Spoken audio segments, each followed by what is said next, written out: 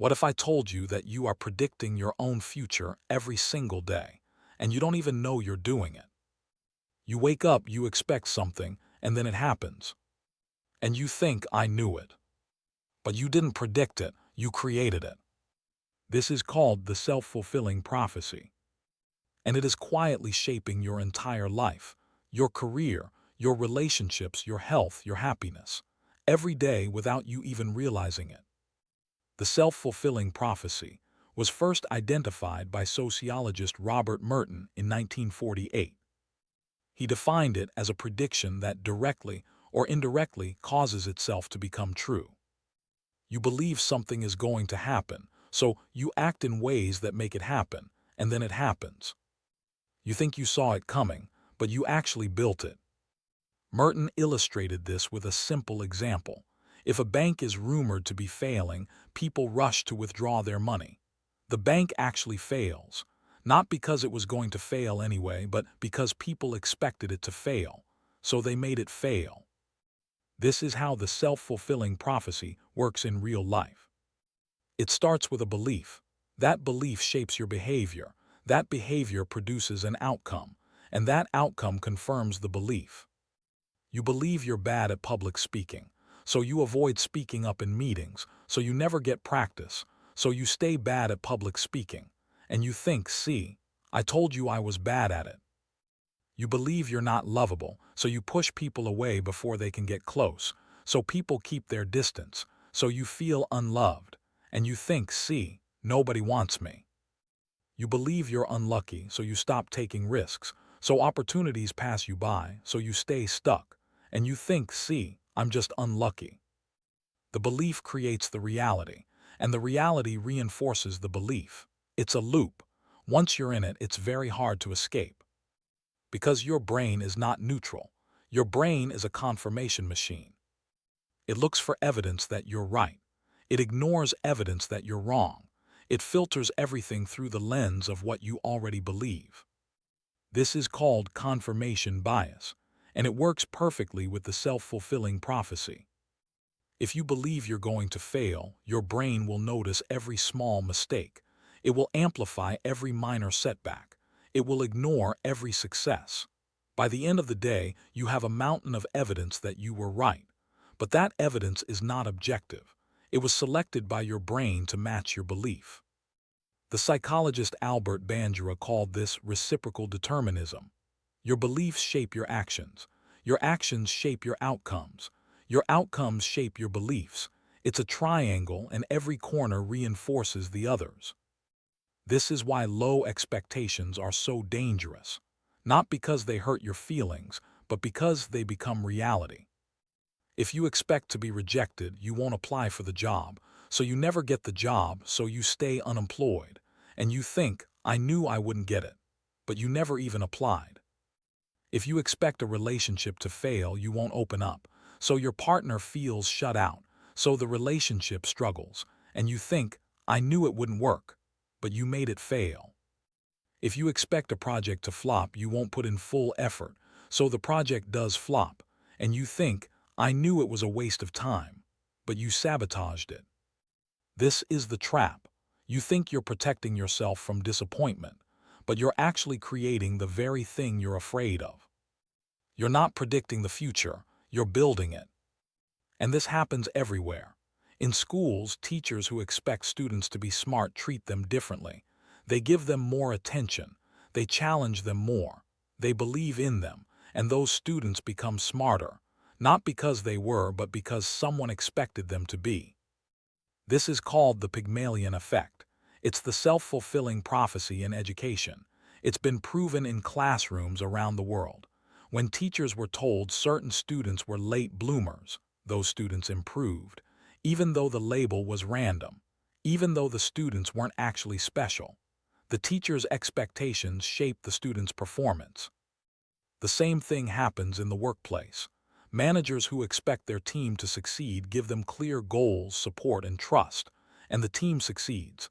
Managers who expect their team to fail micromanage them, criticize them, and undermine them, and the team fails.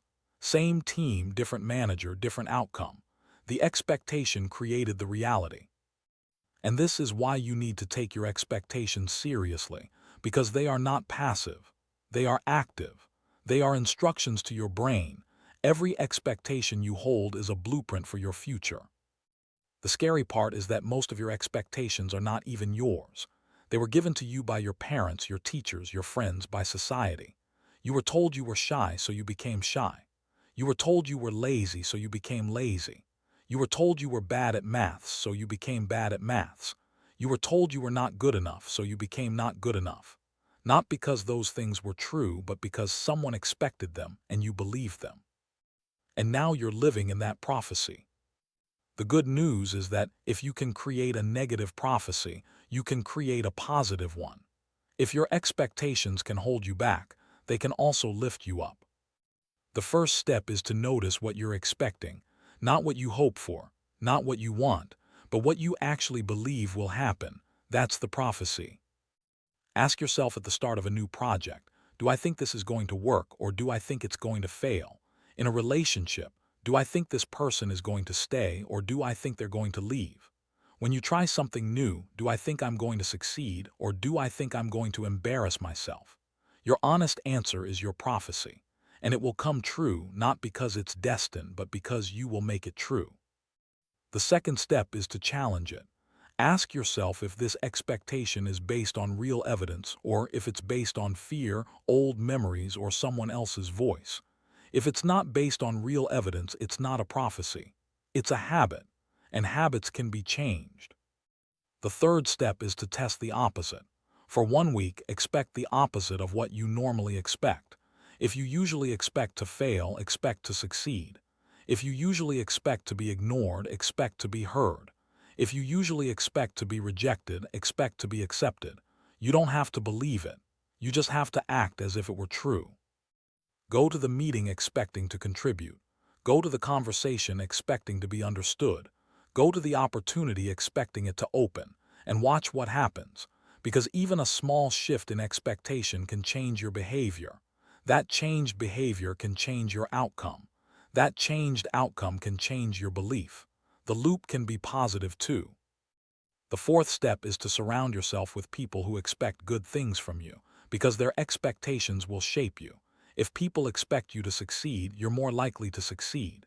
If people expect you to grow, you're more likely to grow. If people expect you to be brave, you're more likely to be brave. Choose the people who see your potential, not the people who see your past. This is why mentors matter. This is why good partners matter. This is why supportive friends matter. They hold a positive prophecy over you, and that prophecy becomes real. The final step is to forgive yourself. You didn't choose most of your expectations. They were given to you, but now you can choose new ones, and that is the most important decision you'll ever make. Because the self-fulfilling prophecy never stops. It is always running, always shaping, always creating. The only question is whether you are running it or it is running you. This is the difference between living on purpose and living on autopilot, between creating your future and just reacting to it. You have more power than you think, not over the world but over yourself, over your expectations, over your actions, over your outcomes. And that power starts with one question: what do you expect? Not what you want, not what you wish, not what you hope. What do you actually expect? Because that is what you are about to create. So ask yourself, in your career, in your relationships, in your life, what do you expect? And if you don't like the answer, you can change it. Not overnight, not with wishful thinking, but with awareness, intention, and action. You can rewrite the prophecy. You can build a new belief, a new expectation, a new outcome. It won't happen immediately, but it will happen, because the self-fulfilling prophecy works both ways. Once you know that, you can never unknow it. So today, choose your expectation carefully, because what you expect to happen will happen, and what you expect from yourself will become true. Not because the universe is listening, but because you are. Because you will act on it and your actions will create it. This is the power of the self-fulfilling prophecy. It is not magic, it is not fate, it is you, and you are more powerful than you have ever been told.